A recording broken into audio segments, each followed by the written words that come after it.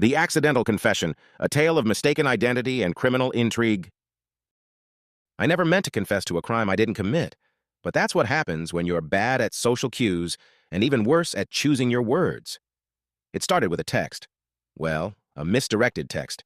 Meet at the usual place. We need to talk. It's important. D. I didn't recognize the number, but I had a friend named Danny who was always cryptic, so I assumed it was him. Curiosity got the best of me, so I responded, on my way. Big mistake. I arrived at an old diner on the outskirts of town. Dim lights flickered above cracked booths, and the air smelled like burnt coffee and bad decisions. Sitting in the farthest booth was a man in a suit, his sharp eyes locking onto mine the moment I walked in. "You're late," he said. I nodded, playing along. "Traffic." He slid an envelope across the table. "We have a problem, and I need to know if you can handle it." I glanced at the envelope but didn't touch it. My gut screamed at me to leave, but my brain, the part that apparently loved making terrible choices, told me to stay. "What kind of problem?" He exhaled sharply. "The hotel job, the cameras, the witness. We can't have loose ends." My mouth went dry. This wasn't some prank. This guy thought I was someone else, and that someone else was involved in something very illegal. Right. I nodded, trying to keep my hands from shaking. What do you want me to do?"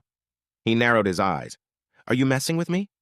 "This is serious. If you can't handle it, I'll find someone who can." I should have walked away, but I'd seen enough crime shows to know that refusing an offer like this often ended badly. So, like an idiot, I grabbed the envelope, muttered, "I got it," and walked out. As soon as I got to my car, I opened the envelope. It contained photos of a man I'd never seen before, a hotel room number, and a wad of cash. My stomach churned. I needed help. So naturally, I did the dumbest thing possible. I went to the police. I sat across from Detective Harris, my hands gripping the envelope like a lifeline. I think I got myself into something really bad.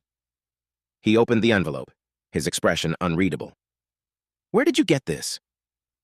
"Some guy mistook me for someone else. I just went along with it because I was scared, but I swear I didn't do anything wrong." Harris leaned forward. "So you're telling me you just accidentally agreed to a hit job?"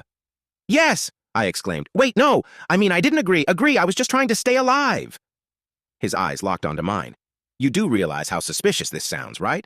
You accidentally met with a criminal, accidentally took payment, and now you're accidentally confessing?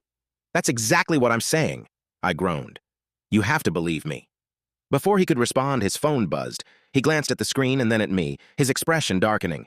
"That's funny. We just got a report of a man seen leaving this very diner with an envelope. An anonymous tipster says he looked a lot like you." My blood ran cold. "I swear, I didn't—" "You need to come with me." And just like that, my life turned into a crime thriller where I was the prime suspect. All because I answered the wrong text.